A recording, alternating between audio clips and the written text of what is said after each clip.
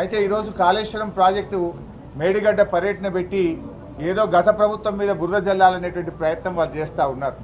యాక్చువల్గా కాళేశ్వరం అంటే ఏంటి?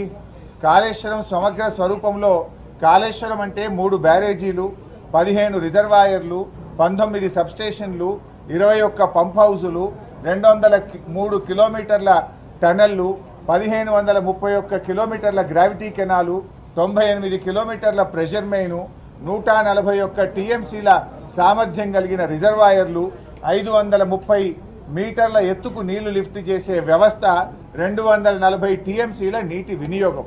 ఇది కాళేశ్వరం యొక్క సమాహారం. ఇంత పెద్ద ప్రాజెక్టులో ఇలా ఎన్ని ఉన్నాయి? అందులో 3 బ్యారేజీలు, 15 రిజర్వాయర్లు, 19 సబ్స్టేషన్లు, 21 పంప్ హౌజులు, 203 కిలోమీటర్ల టనలు. ఇదేది చూపకుండా ఒక బ్యారేజీలో కొన్ని పిల్లర్లు కుంగిపోతే దాన్ని భూతద్దంలో చూపించి కోడిగుడ్డు మీద ఈకలు బీకే ప్రయత్నం చేస్తూ ఉంది ప్రభుత్వం.